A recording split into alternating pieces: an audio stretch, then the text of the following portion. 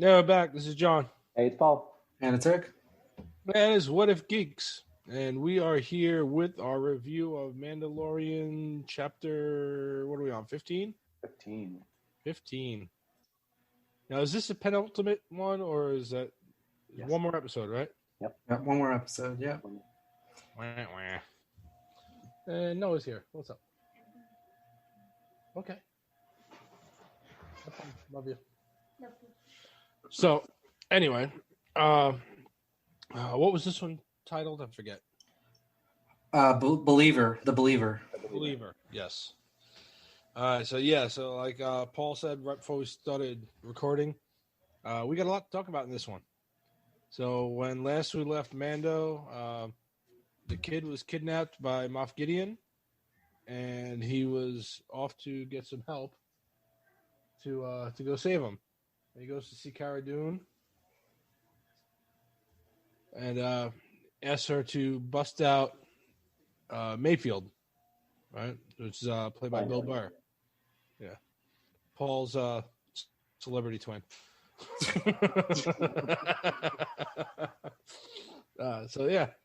So, Eric, how do we open this episode now? How do we open this episode? I think that is how you open it. They're on that junk-ass planet that Burr has been taken to. Yes. I don't know. It's got some War of the Worlds-esque weird walker things picking up trash. Well, they look much like the converted AT from the from the water planet. Water planet. Yeah, same conversion. It's like the new. There's a kit. Purposed them all. There's a kit. Yeah. Yeah, there's a kit. Yeah. There's a mod kit for the AT-AT. That's right. So, AT Crane. It looks like they're on some kind of like prison labor planet, right? Like he's in a bunch of TIE fight, like it's like a TIE fighter junkyard. Yeah, they're all in prison jumpsuits, and it definitely looks like it's a junkyard for the Empire. So, I guess they're just like doing hard labor. Breaking down the metal into usable scrap or whatever. Mm-hmm. And the droid tells him, "Hey, prisoner number whatever he is, 34467, something like that. Come with me." And he's like, "What?" And turns around and there's Cara Dune. Yeah. Yeah. She says she's taking him, and he says, "Why?" Good. And I think that's where when he's like, the droid is like, "You have 3 seconds to comply." It's like, okay. Yeah. And that was pretty funny. He was like, all right. and so they walk him to the ramp on Slave One is lowered, and Fennec is there, and Boba Fett comes down, and Mando's like, "Oh, I thought you're somebody else." Yeah. Mayfield was like, "Oh my god," and then he's like, "Oh, oof. I thought you were the other one. I thought you were another guy." And and then Mando comes walking down, and he's like, "Hey, Mando, how you doing?" You notice Boba Fett has completely cleaned up, like refresh painted armor, but they didn't fix the dent in the helmet. It's still there. I wonder why that is. I think it's so iconic for him. Maybe they just felt like they had to leave it. It's like one of those. Yeah, I don't know. If they'll ever explain that later on, because I don't know. Maybe it was like something particular that happened on a mission. Yeah. It's always been there. You're right. Yeah. So But he does everything except for that dent. He cleans. He definitely cleaned and painted it. Yeah, he looks kick-ass. He looks better than he's ever looked. Oh. So then what happens? I guess Mando talks to Mayfield, right? Go ahead. Yeah. Yeah. So they he tells them essentially that why they need him. They have to go find Moff Gideon, and Mayfield's like, "No, I'm not doing that." Yeah. And he says, "No, we need to." He has the kid, and he goes, "That little green guy you hang out with?" Yeah, I love that.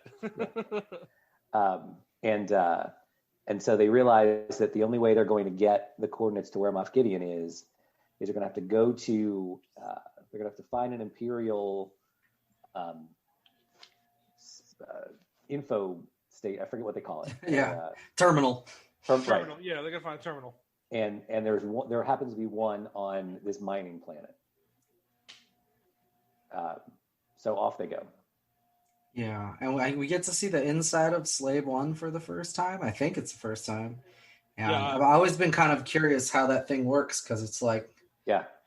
and then they get in there, Like I'm like, this. yeah, and then they get in there, and I'm like, whoa, this thing is dangerous as fuck. Like the whole outside of it is just like, we're like, don't put your hand out right now. Yeah. You get fucked up. Yeah. Yeah. Because you can see outside from the inside, right? Yeah, I know it's really Like weird how windows it's and set shit. up. I don't know how the weird. fuck. I guess like the shields protect you when you're in space. I don't know. I don't know how the fuck that works. Yeah. It's wild. I don't know. I don't know. It's hard to tell what's going on. And the cockpit is apparently like separate and up in this little tiny thing, and he's the only one that can fit in there because they're all sitting down below.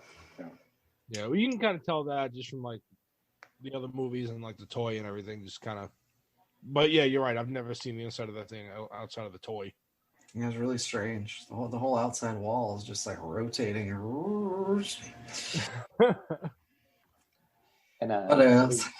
so they get to the mining planet, and there's this sort of giant, I don't know, vehicle that delivers the ore that's mined from one part to the other, and they do some recon, and they realize that they're going to have to get in one of these in order to get into the mining facility.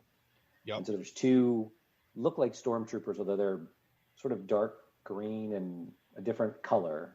Yeah, it's definitely a different version of the armor than we've seen. Yeah. Almost close to the snow troopers, but not quite. Yeah.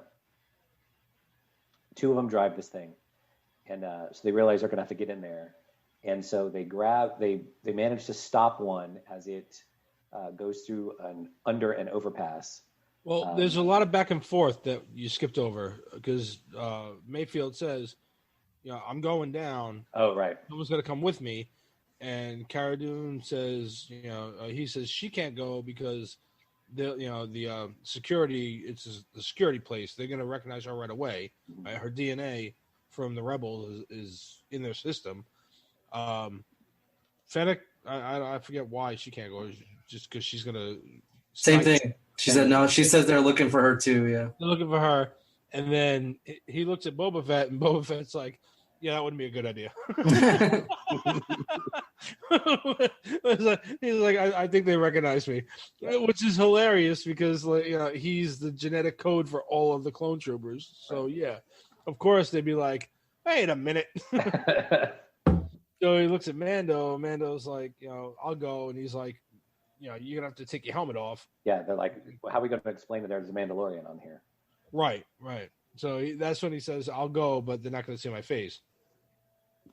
And that's where they decide they're going to drop in one. Right. Yeah. So they drop in one, beat him up, and then Mando goes sort of off camera, comes back with his armor in a duffel bag, and in the stormtrooper outfit. Yeah. Convenient duffel bag, by the way. Hands it to Cara Dune, and as always, she just like picks it up. He says, "Take care of this for me." She says, "Of course I will." And she just hoists it like it's no problem. Walks away with it. It's Cara Dune. Yeah. And then as they drive in, they have this really Mando and Mayfield has a really interesting conversation about kind of the nature of conflict and depend. A lot of things depend on where you're from, on how you view some of these conflicts, whether you were on a world that was taken over by the Empire or something else. And then he says in there, he's like, "So what are the rules about the helmet thing? Like, is it that you can't take your Mando helmet off, or is it that no one can see your face?" Right. And that's the first of the. And we talked a little bit about this last week, where I said, I think he's getting to the point where he's going to take this off. Yeah. And so here we are. Yeah. And Mayfield even tells him, at some point, you're gonna have to decide how important your cause is. Whether you're gonna have a decision to make. Yeah. And so definitely foreshadowing. For later. And he said something about like, how important is this kid to you? Are you going to do this? Right. Or not? Yeah. So they make it into the mining facility, right? And they get on the way. Get attacked by the. You hear that there are, I don't know, 3 or 4 other of these vehicles trying to they're make number this 5. run. Yeah, trying to make this run, and then you see them explode. You hear over the radio that they're encountering some resistance and something's happening, and then you see them off in the distance explode. Yeah, and it's rhodinium, I think is the name of it. It's close, something like that. Yeah. Because I kept thinking of Greedo, Rodans. I was like, what the fuck did they do? So it's like some rhodinium or some shit, but it's highly explosive. Yeah. Like they can't even drive too fast, right? Or the shit will blow up, right? Rhydonium. Rhydonium, thank you. I was close. Yeah. So yeah, there's a sensor inside the cockpit of the thing that tells them how volatile the thing is currently sitting.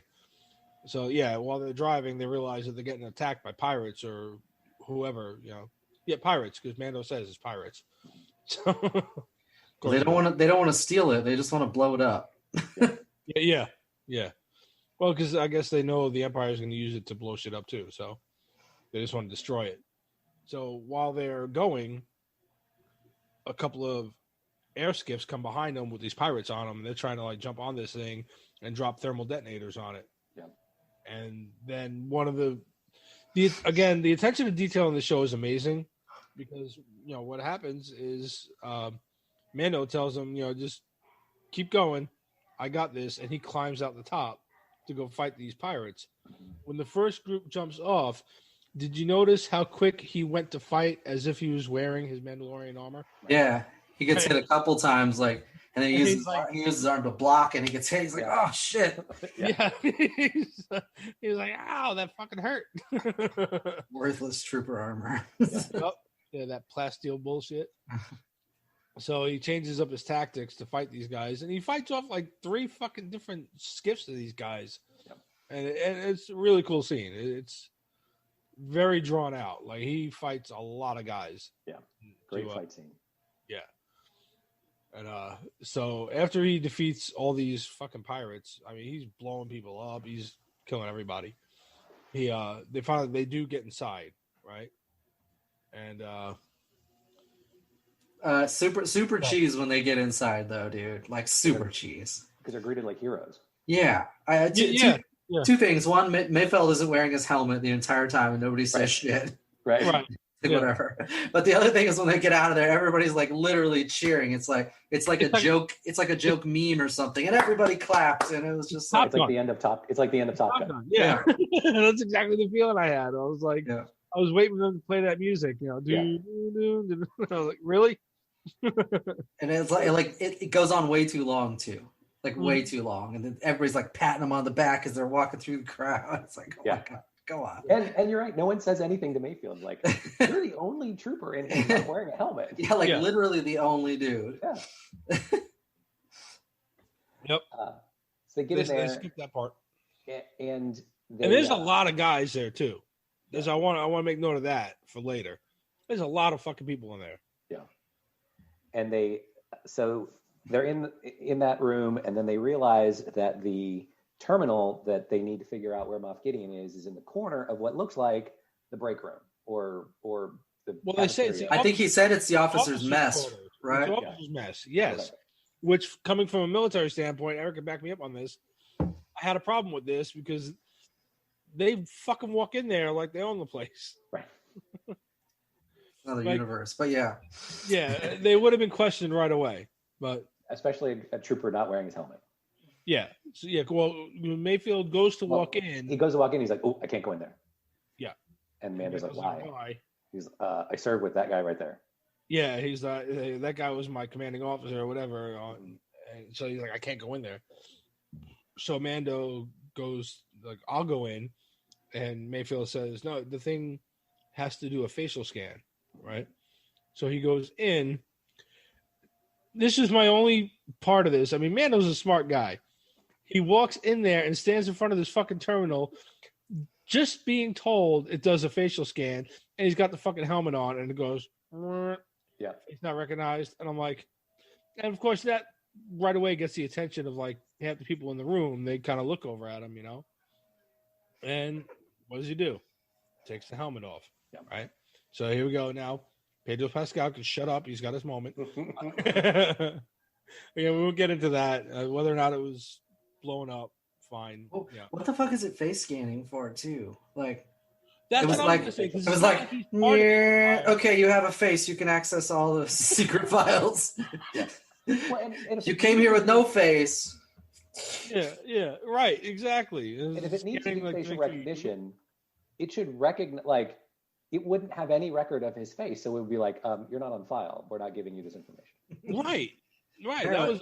I laughed at that. I was like, it's got to be. It was legit only a reason for him to take the helmet off, Correct. Well, which yeah. I'm fine with. Maybe it's got some Nazi-esque things going on. He said just care that it's a human face, and that's it. That's all that matters. Oh, human, good. He's fine. He's fine. You're not an Imperial, so You're not a Wookiee. yeah, you're not a Wookiee. You're not one of the rebels. You're fine. Yeah, I don't know. So it was really weird, but he takes the helmet off, gets scanned, and downloads the info, and that's when Mayfield's old commanding officer says something to him, like, "Trooper," basically, "What you doing?" And I'm like, "You waited until now to say something?" But okay, whatever. The dude's over here accessing files in the officer's mess, and now you can say, "Hey, what are you doing over there?" And I forget what he says to him initially, but something I wanted to point out in this, because we had this conversation at work about this. The rest of this entire scene, I love how Pedro Pascal played it. Yeah. You can see how uncomfortable he is without that helmet on. Absolutely. Right? Completely out of his element. He can't even speak. Right? The guy's talking to him, trying to say something, and Mayfield runs in and it's like, no, he's my supervisor or whatever, yada, yada, and good. Somebody else take over. Because I think they asked him, aren't you the guys that just made the run and delivered the shipment or something like that? And he's like, yeah, it was right after Mayfield says it's his. What's his designation? Something like, what's your designation? What's your designation? And he's like, trooper. Trooper. Like, what's your TK designation? Yeah. And he's like, and that's when Mayfield jumps in. Right, that was it. Mayfield comes and saves him, and he's like, yeah, he's blah blah blah. We just call him Brown Eyes. Yeah. He doesn't really speak much. Right. But so Mayfield pretty much covers for him, and then his old boss is like, and before they walk away from the terminal, Mayfield says to him, "Come on, let's go file those TPS reports." Yeah, that was awesome. Little Office Space shout out. Yeah, it was funny. And the officer, well, not that anyone was going to see it, but the guy behind me, I read online that I think he is from one of the other movies, but I can't confirm that. No, he's the guy from the 2005 Batman movie, the one that kills Bruce Wayne's parents. He plays Joe Chill. Oh, is that Joe Chill? Yeah, that's Joe Chill. Oh wow. I'm not going to remember his name. His name is like Robert Brake or something like that. Okay, I thought the officer that he's playing is supposed to be from another. Oh, I'm not sure about that. I don't even know what the officer he's playing was. Valen Hess, right? Yeah, that's what it is. Yeah. But then he says, "Come have a drink with me." Yeah, he says, "You're the guys that brought in the only shipment. You're the only ones that made it today. Yeah. Let's have a drink." Yeah. Which gets into the next best scene in this fucking thing. Yeah. So they sit down, and Pedro Pascal is super uncomfortable, as you mentioned. He plays it great. Doesn't know what to do. Can't relate to this conversation. And he says something about, "What do you want to drink to?" And Mayfield says something about Operation Cinder. Yeah. Which Operation Cinder is from some of the books, I think. That was the Emperor launched Operation Cinder after he died. Yeah. It was basically like if he dies, everything dies, or some shit like that. Right. Everybody sort of run for the hills, and there was a lot of, I think, like destruction of information and stuff like that, right? Like to cover up, and everyone sort of takes off to essentially go hide until the Empire rebuilds itself into the First Order. Yeah. And then so this guy's bragging about Operation Cinder, and Mayfield is sitting across the table from him, countering. And again, I'll give Bill Burr a lot of credit. Like, I haven't, outside of Mandalorian, I haven't seen too much he's been in. I know he was in one or two other things, but he can act. Like, you can see him, like, physically getting more and more perturbed as this guy's going on, and he's countering him with, like, yeah, I lost a lot of people there. He's like, how about, like, everybody you cared about died? Like, he's countering everything this guy's saying with, like, what bad he went through.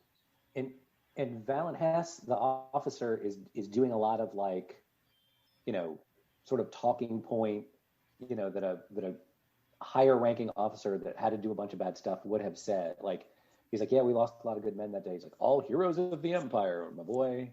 Yeah. And he's like, well, what about their families? Like, was that, was it the right thing to do? And there's a lot of really sort of deep conversation and things to think about in terms of, who are bad guys and who are good guys, in all conflicts, right? Yeah. Everything Mayfield was saying to Mando earlier. Yep. Yeah, he's bringing it all to light now, like what he went through and why he's where he's at now. So and they lost. He said they lost thousands of guys that day. Yeah. Yep. 10,000. I think 10,000 is what he says. Yeah. Yeah. And it finally gets to the point where Mayfield can't take it anymore, and he just pulls out and shoots him. Yeah, shoots him right in the chest. Yeah. And which, again, the build up of the scene is amazing. He plays it off really well. And when he shoots him, you know it's coming. Right? You just know it's coming.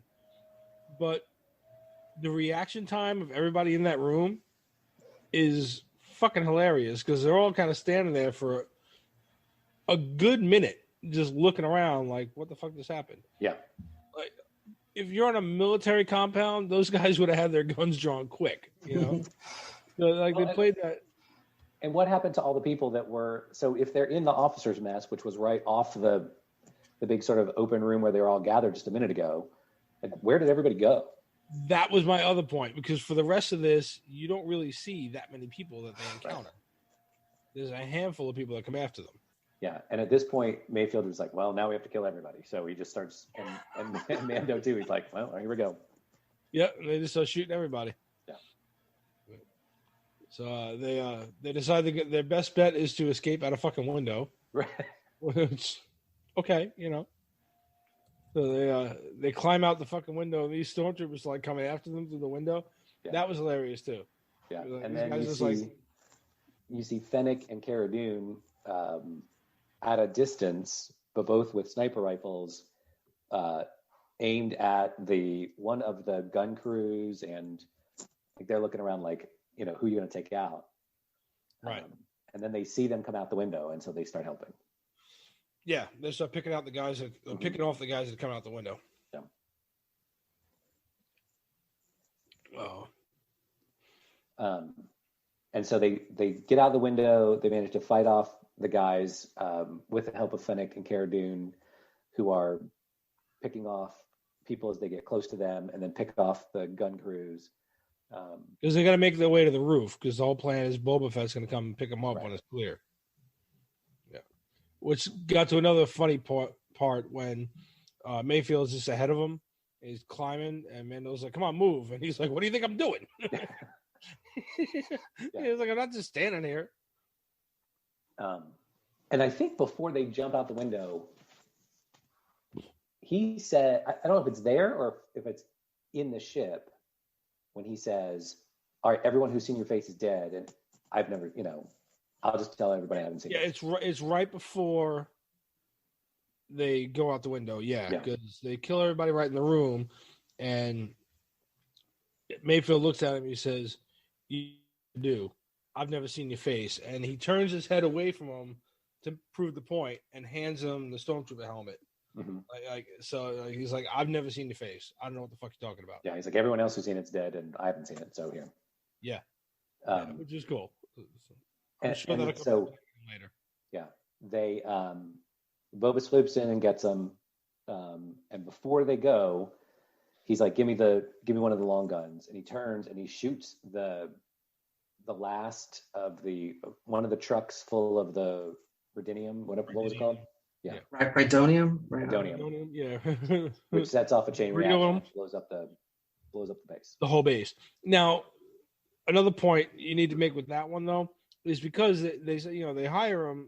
Initially, they want to go get him because he's got knowledge or whatever. But they also said in the previous episode, he's an expert shot or whatever. They say something about that, right? So it comes to play here because what he picks up is one of the rifles of the Sand People, which is essentially like he made that shot with a fucking musket. Moving on Slave One, he still made that shot because they look at it, they're like the Cara Dune and Fennec look at each other, they're like, shot. Yeah. And the other point, they say at the beginning that they're not going to because I think when they first break Mayfield out, he says, well, what do I get for this? And they're like, nothing. And he's like, well, why am I going to do he's like, I get to go, right? And they're like, no. And he's like, what do I get out of it? And she looks and she smirks at him. She's like, a better view. Yeah. Like, what do you want? You're not getting shit. Yeah. So then we come to this next part. So he blows up the mining facility, and they land some distance away. It's not clear how far they are. Oh, that was the point when he hands Mando the rifle back. He repeats what he told him earlier about good and bad and whatever you got to do. He said, we all got to sleep at night. Right. Because he knows what they're going to use that shit for. So he just tries to destroy it instead. Yeah. So basically, essentially just showing that he's not a bad guy. Right. Yeah. And then that's when Cara and Mando sort of have this discussion like, it's a shame he didn't survive. Mm-hmm. Yeah, well, it's funny because he walks up to them and he's like, all right, mission's over. Yeah. Come on, officer, let's go. And he puts his hands out and they look at each other and she's like, man, it's a shame Mayfield died in the facility back there. Yeah. And he's like, I did what? Mando's like, yeah, we couldn't recover the body. Yeah. And he's like, look, if you're serious, I'm going to go. Yeah. I'm leaving. And he's like, I'm going. I'm going to go. And they just look and laugh. So they leave him there to kind of rebuild a life or whatever. Yeah, poor guy. It's some primitive ass planet where there's a bunch of pirates that just try to kill him. Yeah, right. Yeah, right. I'm like, you left him there. Why didn't you just take him with you? No means of fending for himself. No money. No nothing else. Nothing. Right? And you need a crew to go after Grogu. Why the fuck would you not take that guy with you? Right. It was a little strange. I forgot to. I forgot to before that landing part. Slave One gets chased by those TIE fighters out of the base, you remember? And he drops that crazy ass seismic charge. It's like seismic charge. Yeah. I think that's the same like seismic charge thing they used in episode 2, the Attack of the Clones. You remember when he's chasing him through the asteroid field? It is. He's chasing Obi-Wan through the asteroid field. And he hits like one of the rocks with it, and it does that same thing. It gets all quiet, and then it's like, yeah, destroys like a, yeah. I think it's pretty badass. Yeah, that was awesome.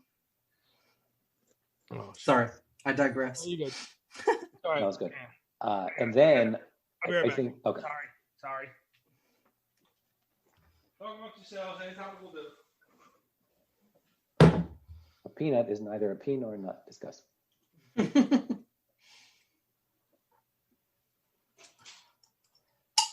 What is it? A legume? Yeah.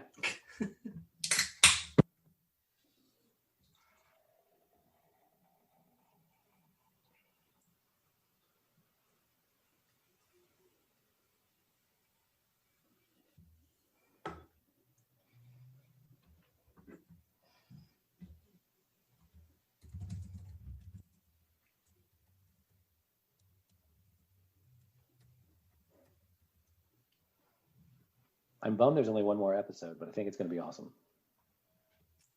Yep. It's unfortunate. Yeah, I think it's going to be really cool. I mean, this episode was done exceptionally fucking well. Yeah. I mean, crazy good.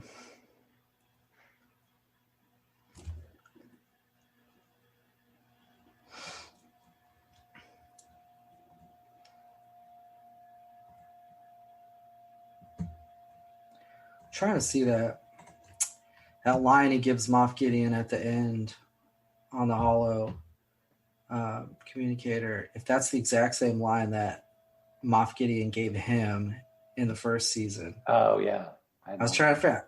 Yeah, I feel like it's really familiar. If it's not word for word, it's really close, because it's like the way he says it. It's like, you may think you know what you have, but you don't. You do not. It means more to me than you'll ever know. I feel like that's exactly what Moff Gideon said to him. In fact, I want to see how long John takes to pee. I might be able to pull it up. I don't remember what episode that was, though. Probably 2 or 3. Wouldn't have been near the end. Well, I think it's got to be the episode where he decides to go take the Grogu back.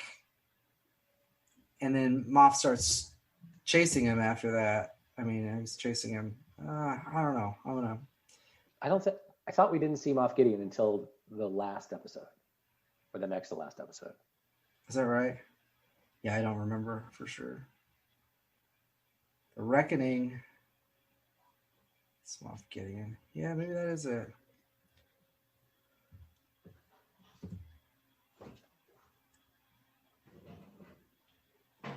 Yeah, it might be the spot where they've got him pinned in the... Yeah. Let's see if that pays any dividends, if I can find that part.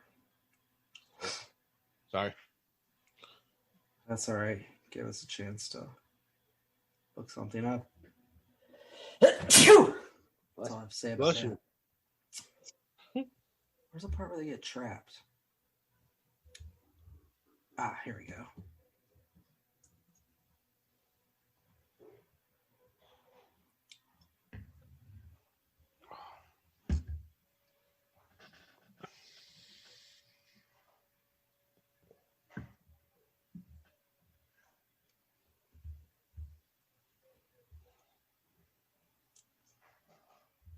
Okay, that's when they murder everybody.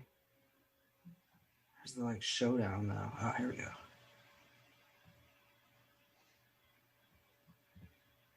Oh, Quill gets killed here. I forgot about that. Aw. There we go. All right, here's Moff Gideon landing in his weird-ass TIE fighter.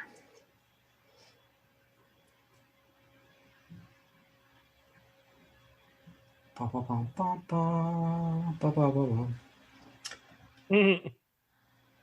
right. I'm trying to see if the thing that Mando says to Moff at the end of this episode is the same thing that Moff said to Mando. You may think you have some idea of what you are in possession of, but you do not. Yep. That's almost word for word the same. What's the next line? It means more to me than you will ever know.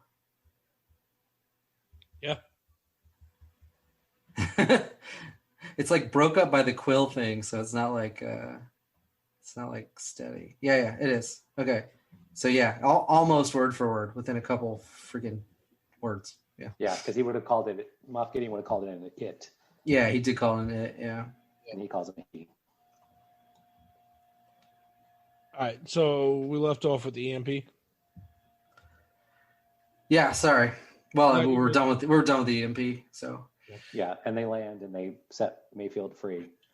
And then comes the exterior shot of Moff Gideon's cruiser, and inside. Yeah, the big anal plug. Yeah, and then he gets the holo call. He gets the holo call, and there's giant Mando head saying, "Yeah, go ahead. It's you have something I want. You may think you have some idea what you're in possession of, but you do not." And then he changes a word here. Soon he says soon he'll be back with me. Yeah. And and then he changes the word, and he means more to me than you will ever know. It's almost word for word the same thing Gideon said to him in season 1, episode 7, when he was trying to take the child back. So it's a nice little funny throwback there. Yeah, it's a nice little nod to that. And the look on Gideon's face, again, Giancarlo Esposito is an awesome actor. Realizing what he's being told. Yeah. It's just like because it's one part like the audacity of this motherfucker, but at the same time it's straight up fear. Like, fuck, this guy's, He realizes how focused Mando is on coming after him now. So he knows he's got a fight on his hands. And then that's the episode, right? Yeah, it's a little like the not quite, but it reminds me a little bit of in Taken when Liam Neeson does the whole like, I have a particular set of skills and blah blah blah. Like, one of those. It's basically the same threat, yeah. So, yeah, and that's essentially the episode. But I think the bigger conversation that we have about Mando is in season 1, when I think it's I don't know what episode it is, but it's the one that's set on that forest planet when Mando and Cara Dune help the villagers, the one that's like Seven Samurai. Yeah, with the ATST. Yeah.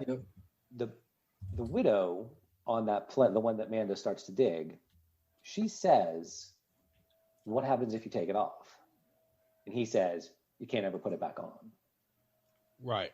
And in this episode, he took it off. People saw his face. All of them are dead, but one guy isn't, and he puts it back on.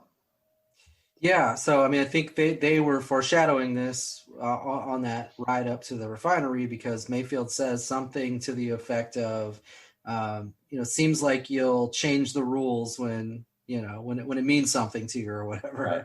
But it also kind of goes to what I was saying about the Bo-Katan episode and Boba Fett and whatever. He's learning that maybe the sect that he's a part of isn't the only way to go. And like we said earlier, he'll probably keep most of those beliefs, but maybe the helmet thing will not be too big a deal, which again will make Pedro Pascal happy. But I'm curious, we don't know, for sure if the armor is gone. And if you remember, she would ask him on occasion, have you taken your helmet off? Has anyone seen your face? Yeah. Okay, this is the way. But I wonder if he's going to meet back up with her at some point, and she's going to ask the question, and then what's he going to say? Right. But I also feel like because she's the wise one of the, sect or whatever, she's probably going to at that point be like, hey, yeah, it doesn't fucking matter. Yeah. She'll be like the one that's like, she's not quite a full part of that sect. She's just their armorer. She'll be like, that one cult believe that, but you're good. Yeah. She'll fangirl. She'll be like, oh, you met Boba Fett? Yeah. Right. Tell me about Boba Fett. You'll know who he is. Yeah. But yeah, it's just interesting. And in that conversation with Mayfield, as they're driving in that rig, he says, right, so what's the rule? Like, can you not take the Mando helmet off, or can just no one see your face? And, right, as you said, if the price is right, or the thing means enough to you, you'll change the rule. Yeah. So we're slowly seeing him grow as a person and as a character to be more than just one of the Death Watch, which is cool. Yeah. But it was central to his character till now, right? It was, this is the way, right? Look, if there was going to be a time to take the helmet off, it was with that widow on that planet, right? You can turn that down. You can turn that down. You have, incredible sort of self-control. And so he wasn't going to until that gunshot. Yeah. She had her hands all up in that helmet. She could have gotten her hands all up in my helmet too. There go the sponsors. So yeah, I wonder if in this final episode they'll they'll address the idea that he took it off, or he has to take it off again. Who knows? I doubt they'll do it again. I think they're going to wait until season 3 to explore that some more. But because now you've got, all right, let's talk about what do you think is going to happen this next episode? You got Grogu Zoom chatted a Jedi, and we don't know who. So is that guy going to show up? Is it Ezra? All our money, I think, is on Ezra, right? My money's on Ezra. Yeah, I mean, they definitely. It's got to be one of those very last scene of the episode things where you get a glimpse of that person. You may not even be able to see them fully, but yeah, I hope they don't do that because it'll be too much like Walking Dead with Negan that season, where you don't see who he kills and you got to wait the whole season. So, it'd be a pain in the ass, but I would get it if they did it. So you just see like a shadow is like, you know, I got a voicemail or whatever. I don't know. Yeah, it feels like the finale is going to be. He's going to get it's Mando, Boba Fett, Fennec, Cara Dune, probably. I don't know if that'll be it. Going to get the kid. Yeah, right? You got to board the. You got to board the ship with them. Maybe. Yeah. Carl, I haven't seen him come back, I suppose. You got to board the ship. You got to find the kid. You got to, you know, and then Moff Gideon will be there with the Darksaber in his hand. Yeah, and now see they're building up to that fight because he's got the Beskar spear, so they're gonna fight it out. Could he go back and call Bo-Katan and the other two? Right? Yeah, because you don't get people like that for just one episode. You definitely have them waiting in the wings for something. Or you go back and get Ahsoka Tano. Now do they? Now do they really get ballsy and not rescue the kid? That would be like, I can't see them doing that, but that would be like, brass balls. Like Gideon gets away with the kid. I doubt it. No, I don't know. Something tells me Giancarlo Esposito might be over after this season. I mean, you got Bo-Katan waiting in the wings to reclaim what's rightfully hers in the Darksaber. You know he's got that Beskar damn spear for a reason. That fight is happening. He's got to get his little buddy back because he's got to hand it over to whoever the mystery Jedi is that's surely going to pop up. I feel like Moff Gideon is probably not going to make it out of this last episode. But they can't. The relationship between Mando and the kid can't end now, right? So he can't just the kid him over called to the Jedi. Mandalorian, and we had this discussion before. They've built up the fact that he cares about this kid too much to have it still go that way where he gives this kid up. I would possibly put out, maybe if it's Ezra or whoever they do have answer this call, stays with them, and it's a trio going around. Of course, I mean, he still needs a ship, so it could be 4 of them, including Boba Fett, for a little while. But I don't know. How great there were, because Bo-Katan had 2 others with her. So it's Mando, Boba Fett, Bo-Katan, and the other 2 as the 5 that board the ship and try to get the kid back. Right? A group of 5 Mandalorians. That'd be ridiculous. Yeah. The fight would be pretty quick. Well, I don't know about that. Somebody's fighting that first officer or whatever that Gideon has. Oh, yeah, true. Because that chick is like crazy buff. Yeah. Oh, she's Cara Dune. she's going to fight Cara Dune. That's exactly what's going to happen. Damn. Called it. Yep. Yeah, you're absolutely right. Oh. I'm all for it. This episode needs to be like 90 minutes long. I was going to say, that was the other thing I was going to say. With the speed that these episodes have been cranking out now, this one's got to be longer. Yeah, it's got to be. Let me see if they publish the runtime. Nope, not yet. No runtime announced yet. No title, no director. Of course not. They're saving that shit. Jon Favreau's writing it. Well, there you go. Or wrote it and not writing, I guess. Yeah, if he hasn't written it yet, we're in trouble. All right. So is that everything for this episode? I think so. It's worth just a quick little plug on this, though, that they announced all those Star Wars properties that are coming That's out. what I was about to say. I wanted to talk about okay. even though I know we have 25 other episodes, I wanted to get this recorded anyway. Dude. Do Mando first, I guess. Yeah. Not only did they, because it wasn't just Star Wars, they also announced a bunch of Marvel shit, too. A bunch of Marvel stuff. They did. And Indiana Jones 5. Yeah, so we can kind of go into all of it real quick. Start off with Star Wars because we're talking about Mando. Holy shit. Kevin Feige he's like Santa Feige. He gave everybody everything they wanted. Yep. So you're going to get Ahsoka Tano. Mm-hmm. Right? That's a series coming out. Before we get into all of it, I'm going to say this.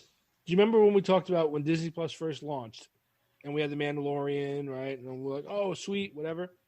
We said back then, though, the newer content seemed light. You know, like for a new streaming service, yeah, you got the Disney stuff that's classic and people like it. But outside of the Mandalorian and a couple of little behind the scenes shits, they didn't have a whole lot. So really, they were going to ride that whole first year on Mando and Hamilton. And then they did it. Like Hamilton made it. Hamilton got the country through the pandemic. Yeah, and then COVID hit, and fuck. So a lot of the stuff they're announcing now, a couple of them they should have had ready to go back when they launched this thing. But since they didn't, now we get into this fucking announcement, which like blew everybody's doors off. And there was a tweet that went out. And I don't know who it was, but someone just kind of dropped the Disney or Lucasfilm. I think it was Disney. Their stock price point at like right after that announcement, how it had like skyrocketed, and he goes, "Not sure, but I think something happened around 3:30," and it was that announcement. So again, we've got Ahsoka Tano, right? What else we got? We have this one's definitely worth talking about, but it's Rangers of the New Republic. Yeah, I feel like Cara Dune, Migs Mayfield, those guys, Cobb Vanth, they're all like ripe to be part of that.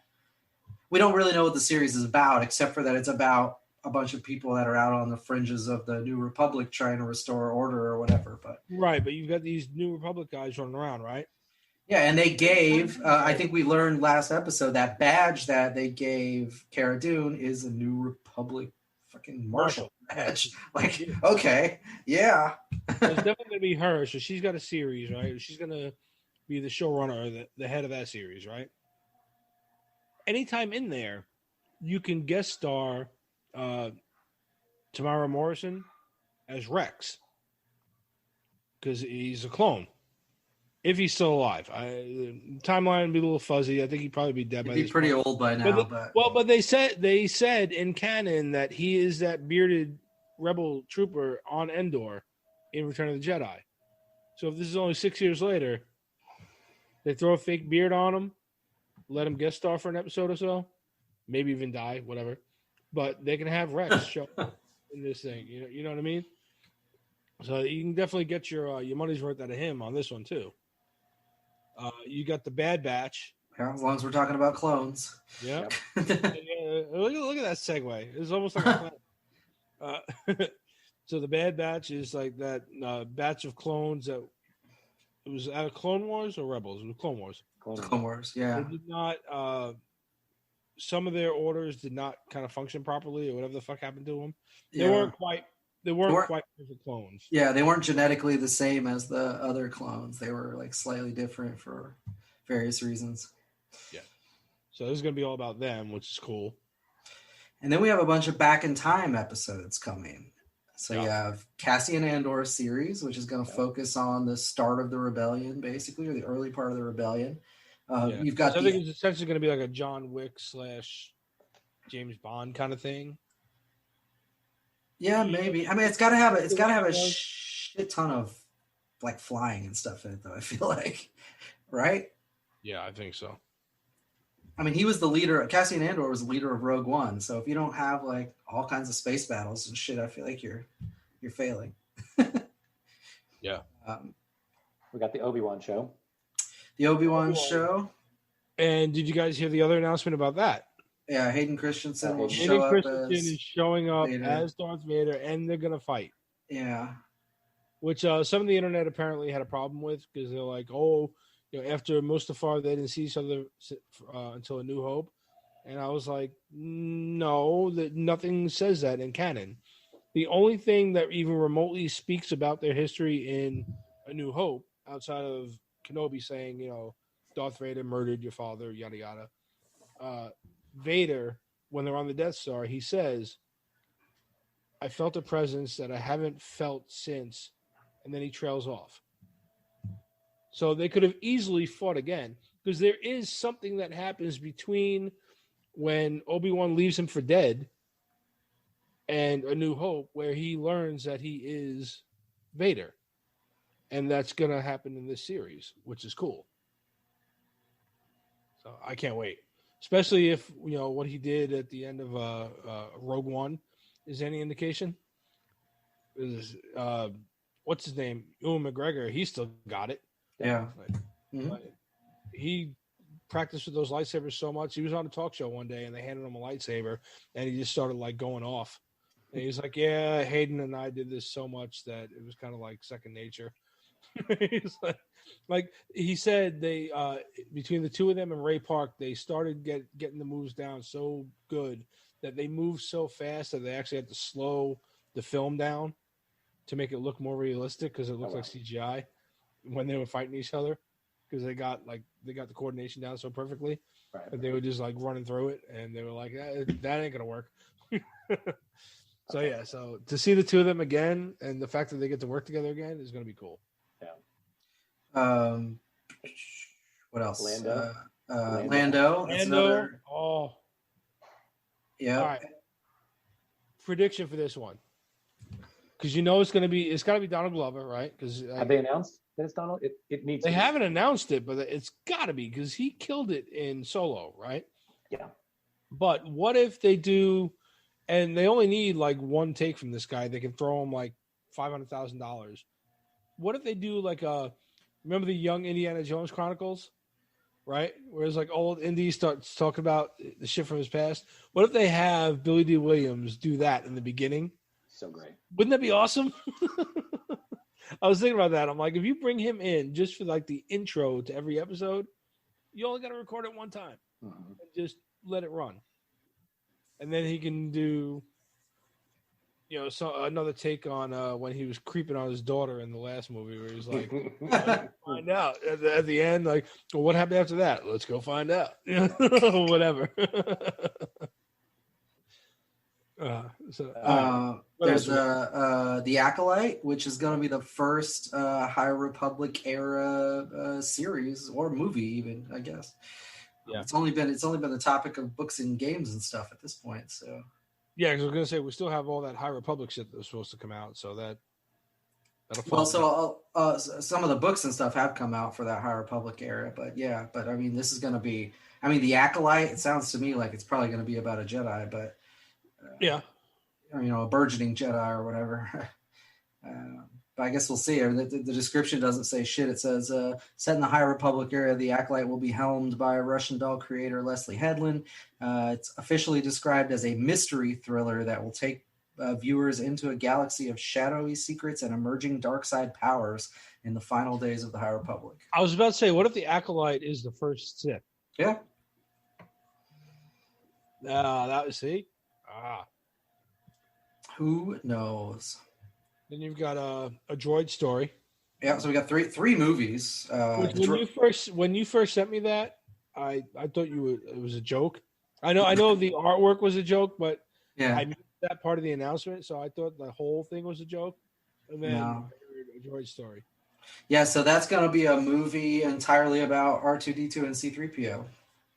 Didn't we have 9 fucking movies about them already? Yeah, we did. Okay, just checking. So it's going to be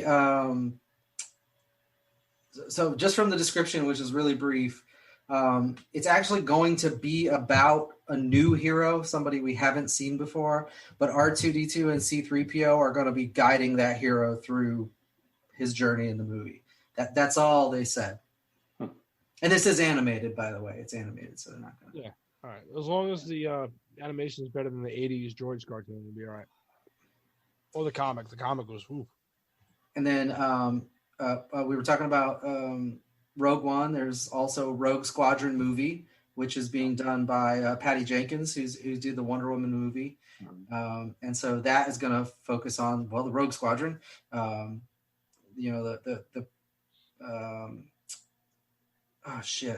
Wedge Antilles. Yeah, thanks. And I don't know. She said she did like a little teaser. There's like a little teaser, like 15-second video of it. She says it was dedicated to her father, who was apparently a fighter pilot who died in line of duty. It's better be some cool action in that thing. Yeah. Oh, it's actually a minute and a half. It's not 15 seconds. And then we already heard this, but it's I guess officially confirmed. Taika Waititi is still doing a Star Wars movie of some sort. Don't know the setting. Don't know what the frame is of it. But I don't know. But I know he tweeted out something about he was just fucking with people, saying like, "I'm going to ruin Star Wars for the fanboys." Like, really? Here we go. But it's Taika Waititi, so he's got a weird sense of humor. Maybe it'll be about IG-88 or IG-11, whichever. I don't know. It's not part anymore. Probably be about IG-11, yeah. So was that everything they announced? And then there's one more, Star Wars Visions. Oh yeah. Okay, so Visions is supposed to be like a series of short films, right? Isn't that how it? Yeah, short, like anime style, though. It's anime, yeah. Yeah. This is where, because when we talked about the High Republic stuff, and we saw the video with the whiteboard and said space dinosaurs, this is where the space dinosaurs will be. Yeah. Yes. A T-Rex with a blaster. Right. Yeah, so a lot of cool shit to look forward to. And then, I guess we can mention the Marvel stuff since it's still What If Geeks. But, dude, they talking She-Hulk, right? Yeah, She-Hulk. She-Hulk was a big Ms. one for Marvel. me because Ms. Marvel, Moon Knight, you got coming out. Yeah. They're still teasing whether or not they're going to bring back the Netflix Daredevil. There's still like that's out there in the ether, like whether or not Matthew Cox is going to come back because he's rumored. Well, all right, jump into. I say that one. Sorry. She-Hulk, they already said Tim Roth is coming back as Abomination, which, awesome, cool. So you're going to tie in that movie, which is already technically tied in, but they just really haven't talked about it too much, except for like Bruce Banner mentioning shit, so you're going to actually see that it's tied in. And there's rumors that Mark Ruffalo will drop a cameo in there, which makes sense because She-Hulk is Hulk's cousin. So they got to explain why she's got those powers, right? So they'll do that. You got Moon Knight. We still got Morbius coming out. I haven't seen nothing about that yet. But branch from that because you got the What If series that they did another quick teaser for. Black Widow is coming up. And I think the rumor is they're going to do the same thing they're doing with Wonder Woman, where they'll drop it on both. I don't know if you have to pay extra for Disney Plus, but I'll pay extra to sit in my house and watch it. Yeah, we've missed so many things, but yeah, of course we did. That totally off topic. Well, not totally, but Warner Brothers dropping theaters and on demand. Oh my God, yeah. Same time. Not even on demand, on Max, so free. They pissed off a lot of people. Yeah, they did. A lot of people. They got lawsuits coming. But go ahead. No, well, I was going to say the funny thing about that was, if you guys read up on it, so they said they're going to release everything on HBO Max, and movie theaters, where a lot of the people behind the movies were like, "What the fuck?" We signed on because it's supposed to be theatrical release, whatever. When they first announced it, the announcement for Wonder Woman, Patty Jenkins and Gal Gadot came out and in support of it, right? Did you guys read why they came out in support of it? Warner Brothers dropped them both a $10 million bonus as if it was a $1 billion movie. So they came out and said, "Oh, yeah, this is a great idea." They didn't do that for everybody else. So, of course, these other creators and studios behind the movies are like... So they're getting a bonus if the thing hits $1 billion? No, they gave them a bonus. They gave it to them as if it was $1 billion movie. Got it. Okay. Yeah. So they don't have to care. Right. Yeah, no, I think so they don't fight them on it because the theaters were sure as fuck going to fight them on it. Right. So Loki came out in support of it, and everybody was like, "Why are they supporting this?" And well, that's why, because they got a nice fat check. So, I don't know. I know a bunch of those. What do you call it? Not Lionsgate. Some of the other production studios and everything that have been working with them that were expecting those movies to be theatrical releases are already like lining up lawsuits against them. Oh, wow. So I don't know what the fuck Warner Bros. Is going to do because they pissed off a lot of people. Yeah. They're going to be in court. Hope it works out for them. Well, what's interesting is he's going to buy them out. It's going to change. Like, if everything starts coming out, I know all the 2021 movies, but how are they going to how are the studios going to make money back on these movies? Yeah, and it's going to change the way studios sort of account for make movies. It's going to be harder to make the big, Avengers Endgame and Infinity Wars and those giant movies that are hundreds of millions of dollars if you can't make that stuff back. Yeah, it's definitely a unique situation for them to all be in, but because you have to get the product out there. Right. So unless you charge, I don't know, $30 a pop, and still you're not really making your money. Because like the theaters themselves, they're barely making their margin when they play the movies.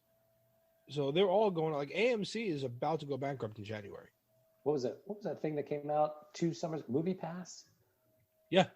Everyone started doing it. Cinemark had one. AMC had AMC Prime or some shit like that. But that one specifically, Movie Pass, like went broke quickly. Yeah. Because they figured out that the movie industry doesn't theaters don't make money like that. Mm-hmm. Yeah. And it's a shame. But I don't know what the answer is though. You gotta. They want to entertain people, but at the same time, So I think the answer is put out good stuff like Mando's doing, and some of these. Not every one of these 10 Star Wars shows is going to be as good as Mando. Right.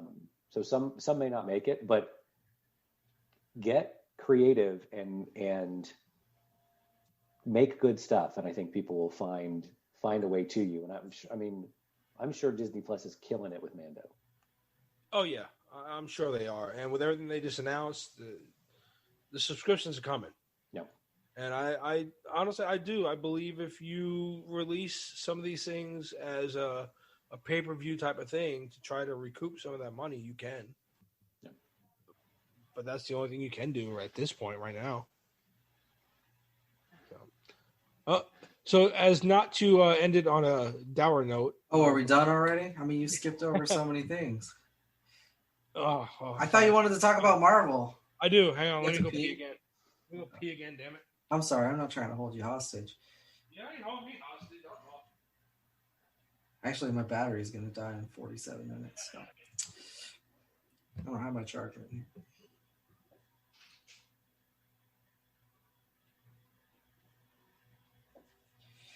I mean, there was on the Investors Day or whatever on the 10th. Was it the 10th, the 11th, whatever the hell it was? Yeah. I mean, they dropped all kinds of shit. It wasn't just the wasn't just the Lucasfilm announcements and the Marvel announcements. They did like brand new trailers for all kinds of stuff. They confirmed a shit ton of dates for movies that are, pushed back or delayed, but they didn't have official dates yet.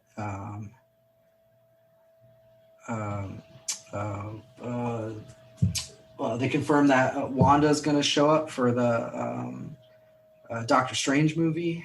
Oh, wow. I'm trying to remember what the fuck else. Actually, you know what? I think I have.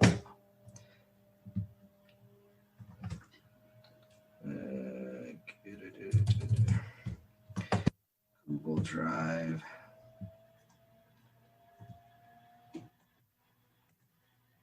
Okay, let's see. Okay, so WandaVision confirmed for January 15th. New trailer released, and Kat Dennings is actually in it, like a minute into the film, into the trailer. Two broke girls. Mm-hmm. Yeah. Doctor Strange. She's in the Thor movies. Yeah. Doctor Strange, Multiverse of Madness, March 25th, 2022, not 21. Wanda will appear in the movie. They didn't say what she was going to be doing there, but that she'll definitely be in the movie.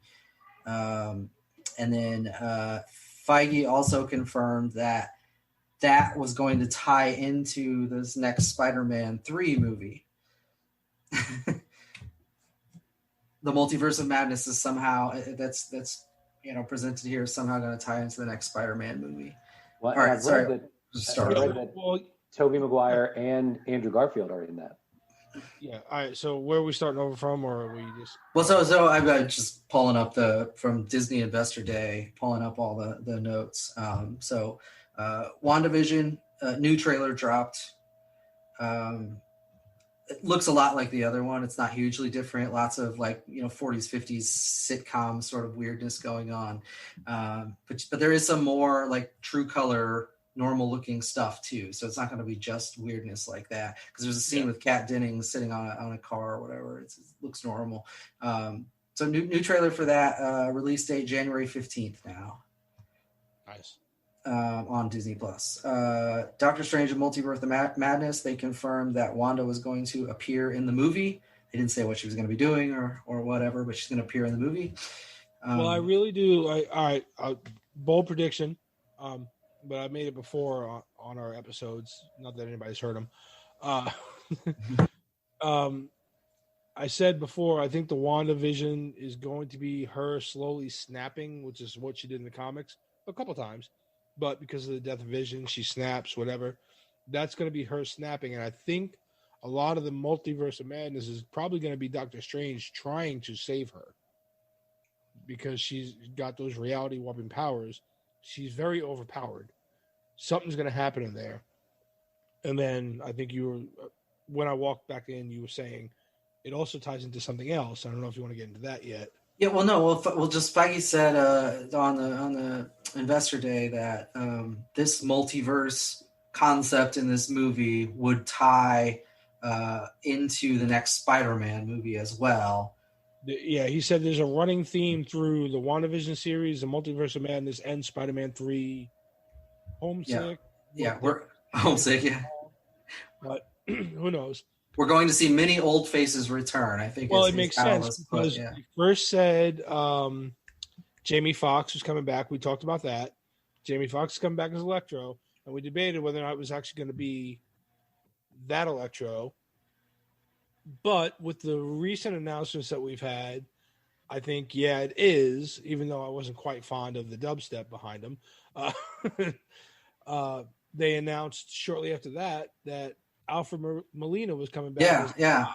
Yep, he's going to do Doc Ock again. So it's been like 15 years since he did Doc Ock. Right, which starts to add some foundation to all these rumors that we've had for a long time of they're going to bring back the other Spider-Man. And then finally Sony, I think they let it slip, and I think they took it back down, or they left it up. I can't remember which, but I've read both. Like they put it out there and then they dropped it. That all three Spider-Men are going to be in this movie. So you're going to get Tobey Maguire and Andrew Garfield, with Tom Holland, which makes sense because two of their main villains are in the movie. So I don't know what the fuck they're doing. Well, I don't know what they're doing either. But they started making a masterpiece. They clearly have all the pieces sort of lined up already. What I said earlier was some friends of mine. One, I think they started this off with that J. Jonah Jameson thing, where they kind of dropped him at the end of this, at the end of the last movie, and like that little teaser was like, oh shit, he's here, right? He looked a little bit different than the other ones, so it makes sense. But one of the fears I had was there's a lot of shit going on in this movie, right? Last two Spider-Man movies or trilogies or whatever, right? Last two Spider-Man attempts, when they got to Spider-Man 3 and you got Sandman, Venom, and a fucking Goblin in there, and it went to shit. Amazing Spider-Man 2, you had Rhino running around, you had another Goblin running around in there, right? It started to go to shit. I was like, oh, for the love of God. But then I thought, wait, this is MCU and Kevin Feige. We've had Avengers and Avengers Endgame. We're okay. So if anyone's going to do this right and knows how to bring all this shit together, it's going to be them. I think we're in for a live-action Spider-Verse, which is going to be, like, fucking ridiculous. I think so, too. I think it's going to be cool. Like, Sony showed the world, they showed everybody, hey, look, the world's ready for this. And MCU was like, okay, well, let's do it then. And I fucking cannot wait. When is this thing dropping? Next year? Which one? Spider-Man. Oh, I bet it's Home Along, Come Along, Homeward Bound, The Legendary Journey. Spider-Man, Homeward Bound, The Legendary Journey. I think Joe Pesci. Current projected date is December 17th of next year. So almost exactly a year from today. Wow. Woo! So almost 6 months from the time you hear this. Coming out next week. Hell, it may be out by then. You never know. And now for our review of Spider-Man Home Together Alone. We'll roll right into it. Let's see what else we got. Falcon and Winter Soldier, new trailer drop for that, and release date is March 19th. That is apparently, I must have missed this before, but it's just going to be a 6-episode series is all they're doing. Which seems a little bit sad. For Falcon and Winter Soldier. But they're doing the same thing with WandaVision too. So, which I guess it makes sense if, you know what this reminds me of? You remember when we talked about when Ron Howard pitched that idea for the Dark Tower series, where he wanted to do a big movie, a streaming series, and then a big movie, and then a streaming series. It's almost like Disney took that formula and is starting to run with it now.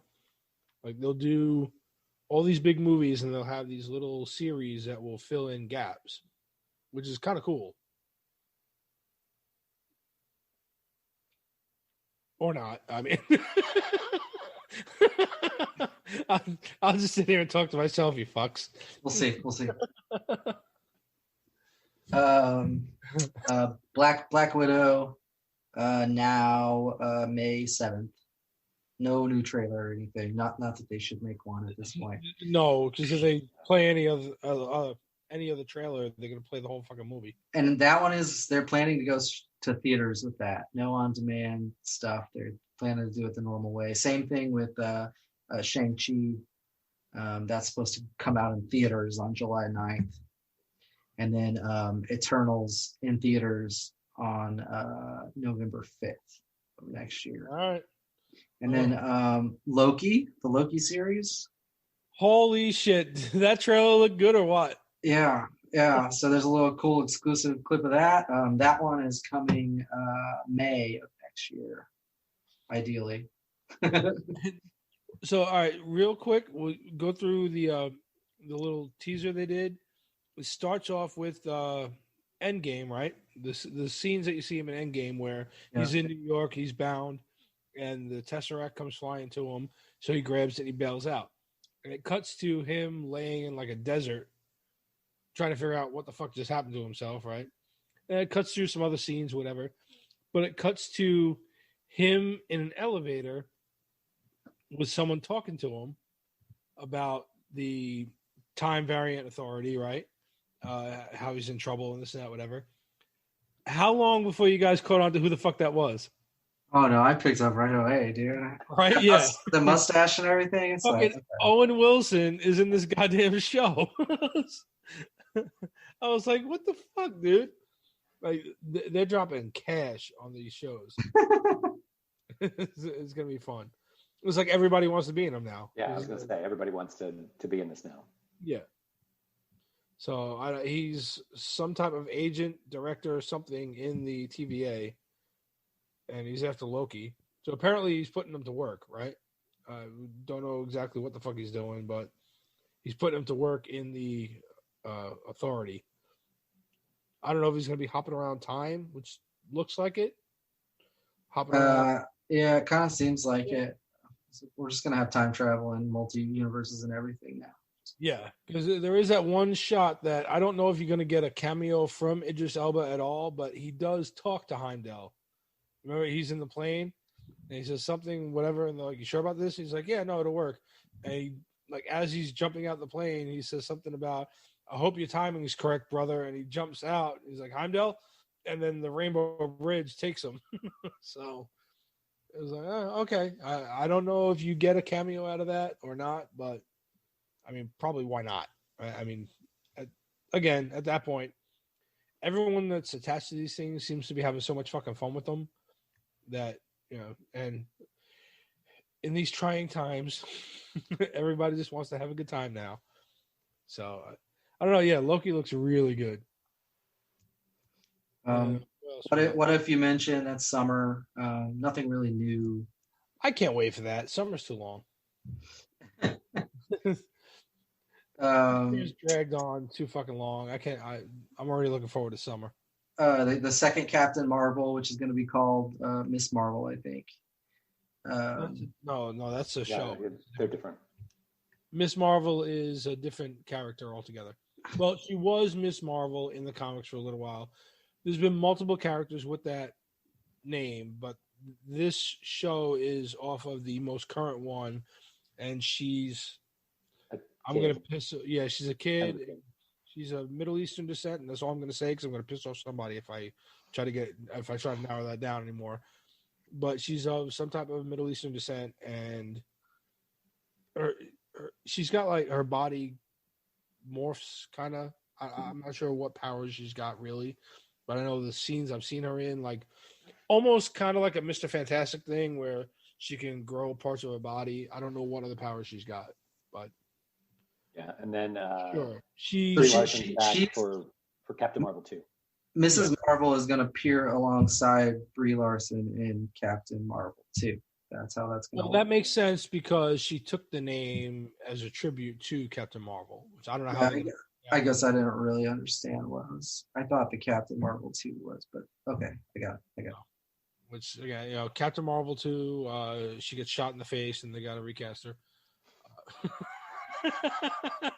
Ball protection, please. I don't know. Oh yeah, here it is. Actress Iman Vellani will bring Kamala to life on Disney Plus as Miss Marvel before appearing alongside Brie Larson in the Nia DaCosta directed Captain Marvel 2. There you go. Okay. Yeah, Kamala Khan, I think her name is. Yeah. Yeah, and a lot of little girls loved her when she came in the comics. So cool. Despite what some of the rumors might have said about him, Renner is going to be back as Hawkeye. That series will also start next year. Yes. They didn't give a month. No. She-Hulk you already mentioned. Moon Knight. Did you mention that one? There was no date. There was no date or anything for that one. No, but I've always kind of sort of liked that because it's like a Marvel's take on Batman, but kind of sort of. So I like to see them do something cool with that. And then Secret Invasion, which will have Samuel L. Jackson back playing Nick Fury. And what's his face? Talos, Ben Mendelsohn. Yeah. So the two of them are coming back. Which, does that lay any seeds for bigger movies? Because now the other thing I think that this is like third party. It was from a friend of mine. He said that he heard them say that the big bad coming into Phase 5 is going to be Kang the Conqueror. I think they've already cast it. They did, and it's he's on a show now. I don't know. I know he's on a show now, and when he mentioned it, as soon as he mentioned the name of the show, I knew the actor he was talking about, but I can't remember the guy's name. I know he's a black guy. Who's going to play Kang?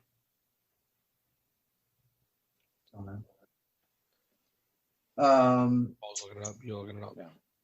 That's all right. Jonathan Majors. Yeah.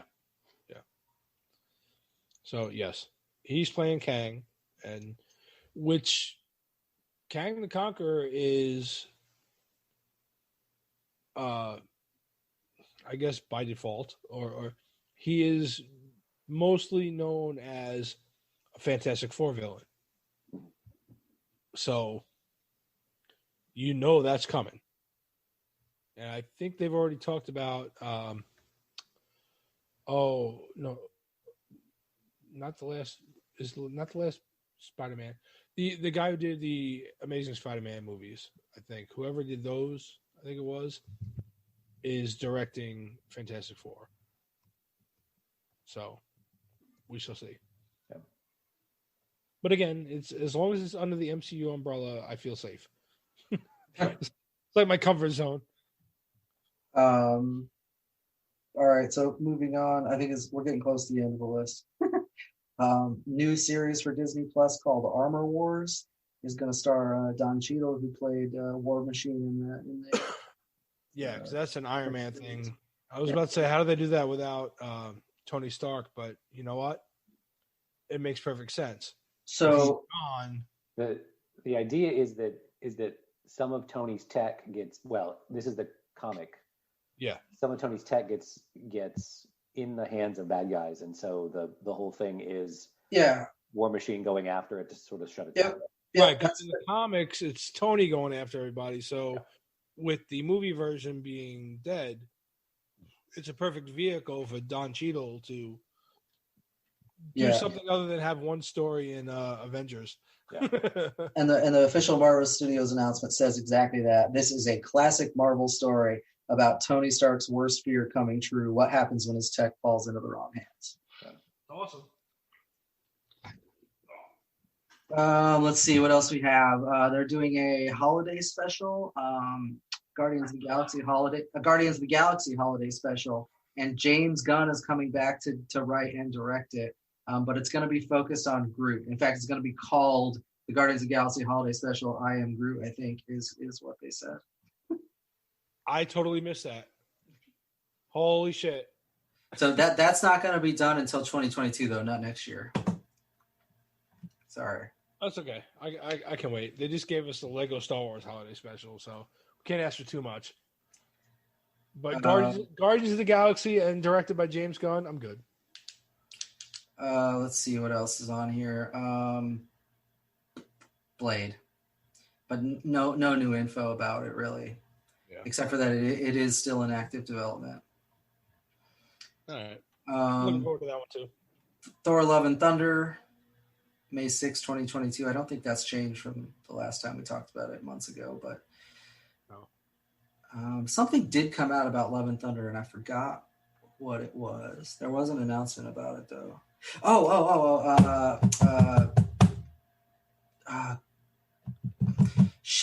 Christian Bale is going to play Gore. Yeah, I read that he was here. Oh, I also read online that apparently, Chris Hemsworth put out a workout video, where he's getting ripped again to play Thor.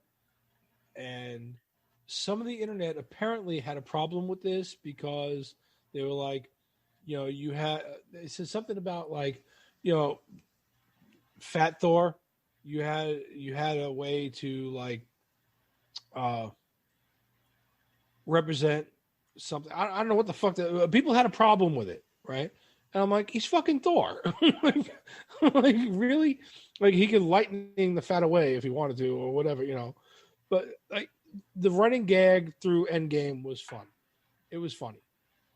But the joke's over. Like you do it through Guardians 3 maybe, and then you put him on an Atkins diet or whatever in Guardians 3, or he starts working out with Peter Quill, because he's like, I gotta get rid of this or whatever, something, you can run the gag for a little while. I think James Gunn could probably run with it for a while and have a good time with it in that movie.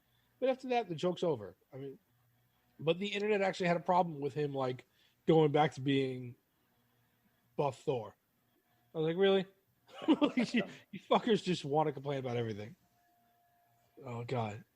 He's representing... No, you know what? Thor does not have to look like me.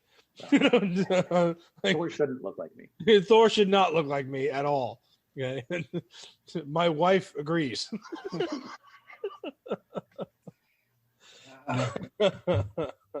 Ant-Man and the Wasp third movie, which will include Kang the Conqueror. I think you said that, Jonathan Majors. Yep. And they've recast his daughter, which I guess some people had a problem with that too. But she came out and was like, hey, no, I'm good. Hopefully they have something else for me. Or basically is, kind of like fingers crossed that there's something more for me in the MCU later. But they recast people. It happens. I mean, they have a story to tell,